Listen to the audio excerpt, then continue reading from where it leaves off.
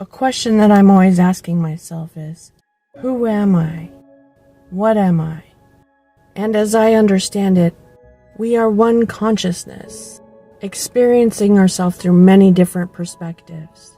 And those perspectives of reality are passed on in patterns like our genetics.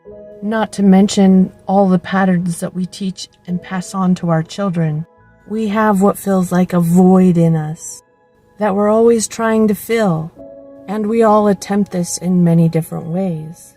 At 4 years old, I had already picked out a husband, someone I thought that could fill that big gaping hole. We moved away when I was 5, and I was really sad over it. But then one day I saw a kid riding his bicycle, and I immediately fell in love with him. I've heard people claim that falling in love like that is a trauma response, but I didn't have any trauma that I know of. And I knew immediately I was in love with this kid, and I was in love with him for 7 years. I even had dreams of marrying him. He couldn't stand me. He couldn't stand the fact that I loved him. And I never said anything to him about it. But everybody knew because that's what I thought about all the time. He hated it so much that he would try and fight me. So I'd kick his ass and then run away. I'd cry because I couldn't understand why he hated me. And then I also cried because I hurt someone that I loved. And I repeated this cycle over and over again in my life. I once married a guy 2 months after I met him. We were together 5 or 6 years. No one could tell me that I didn't love him. There was another guy that I was supposed to marry. We fell in love with each other within 8 hours. And once I was in love with them, it was hard for me to see anyone else. My focus was on that person. Nobody else would do. And usually they would fight me. There was twice where I got a punch in. I was in martial arts when I was younger, in my 20s, but I was really more into it because of the art of it. I loved doing the katas and breaking shit. But when I was confronted with a situation where I was thrown over my ex's shoulder onto my back and then repeatedly kicked, I cried because I would not fight back. Because that's not who I was.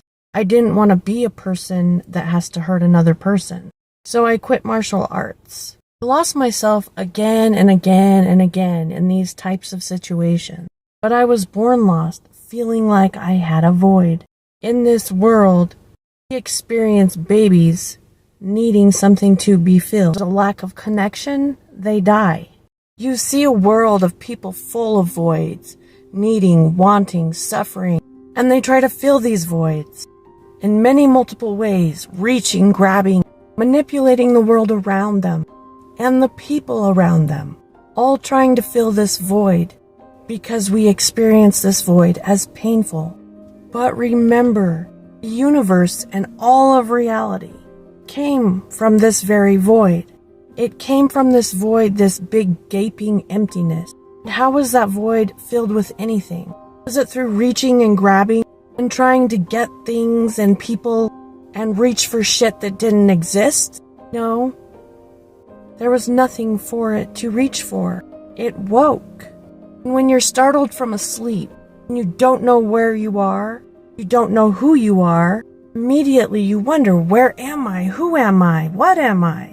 And the question, who am I, assumes I am. And so it is, and so you are. From the dark, meaningless chaos, it asked and it received. Because within the asking, there is also the answer. It's the assumption behind the question. If you say, who am I? The assumption is that you are a who, a subject. If you say, what am I? You assume you are something, thing. When you say, where am I? You assume a location. There is a location. With if you said, what is that? What is that? What is this? Assumes a thing. The meaning that we give to the dark chaos is the reality that we see. The less meaning, the more chaos. Meaning gives light to the void. And the bigger the void is within you, the bigger your pain is, the bigger your emptiness, more meaning and light you can find in it. How deep is your pain, your emptiness? Are you trying to escape it? Or fill it with this thing or that thing, all to avoid looking at it because it scares you? Darkest nights have the potential for the brightest lights. We look for fairness and justice in the world. I give if you give. I give to get. I put effort in to receive something back. I value myself, so I won't give to you unless you value me. There isn't justice in this world, fairness in this world, and we're always trying to make it this way. We're trying to correct this world, trying to correct people and their action. We want to fix them to behave in an appropriate manner, an eye for an eye. We fight poison with poison. We punish for pain. But it all leads to death. Look around you. Everyone is dying. Everything dies. The sun dies. The stars die. The planet is dying. But life is not death. Life does not die. Life is light in the dark. If you are dying, you still are not living. You have ceased to move and refuse to shine in the dark. The actions that you take reflect the definition of who you believe you are, and of how much meaning you have found in the void, the emptiness. The cross that you carry is that void, that emptiness, that you still have not brought light into. Pick up that cross. Nothing outside of you can fill that void. No amount of trying to get it or trying to shine light on it will fill that void. Rather, what I say, surrender to it. Show me how deep and dark and vast that emptiness is within me. In the life I remember, they abused me, controlled me, they ran from me. They betrayed me, they lied to me, they cheated on me. They made sure that I believed I would be better off dead. And because I chose them to fill that void, I hated myself and was not myself. To bring justice and fairness into my life, I had to blame them. I had to leave them and choose me, right?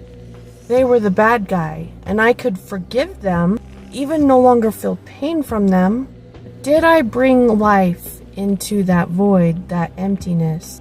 Or did I repeat the same story over and over again? Living is not dying. Are you still aging? Are you still suffering? Are you still dying? When you start living, you no longer suffer or die. Who are you? When you start living, you wake up to who you are. You could say you have a mission or purpose, but it is what you make it. That mission or that purpose is to create life in that emptiness, that void. The worst pain for me is to love someone so deeply and have them betray me, hate me, hurt me, reject me. For me, it's worse than my own death because it took all my willpower not to end my own life. It's worse than someone I love dying because yes, 2 of my exes have died. And also the person I looked up to the most, who was my best friend, my dad. But in their death, I pretty easily found contentment and peace. And the reason for that is because I felt them closer than ever before. I remember asking one of them before he died. I said, if you die before me, promise me that you'll experience my life so that you can feel how much I love you. And when he died, I knew that he now knew how much I loved him. I know they see me, they know my thoughts, they feel the love I have for them, and they understand me now more than they ever did when they were alive. And for me, it's a relief to be so understood by them. Because for me, another one of the voids I have is feeling like no one understands me. Death of the body is not a void for me. Everyone experiences death differently. For some, it's the worst pain, the worst void. But I would rather have someone that I love that much die the very next day than have to experience my worst pain. We all try to escape our pain, our deepest fears, and are cautious so that we don't have to experience that. But that deep, dark hole is the very key to life. That deep, dark, painful void within you is the very key to your life. Take up your cross. What is your cross? What do you think Jesus' cross was? Was it to be executed by the people who didn't love him? Or was it Judas Iscariot who betrayed him for money? Or was it to be executed by the Jews whom he loved so much? Or was it realization that all of the pain in the world that he felt, when he took on the sins of the world, was it the realization that he was not only the remedy, but was also the cause? To see love in the world, you have to realize that you are love. To be love and break the barrier of pain, you have to descend into your own pit of hell and be love in that hell. You love harder and are hated harder. Love even more, be hated even more. And you love until you break that threshold of pain and you realize it was never personal. Nothing was ever missing. The hole was never empty. And there was no one to blame, because all of the pain in the world was caused out of ignorance, and therefore you are innocent. And beyond just conceptually understanding this, when you realize the truth, you'll wake up. Nothing can penetrate you. Nothing can harm you.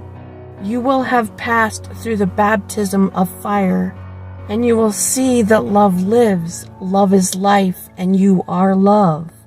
But until you pass through that baptism of fire, by being love in that emptiness, that void, that pain, and burn away the illusion that love hurts, because you think it can be taken away, you'll continue to suffer, you'll continue to die. And you'll do this until you realize that the one suffering and the one dying is not who you are. There is no end to anyone. There's only an end to who you thought you were.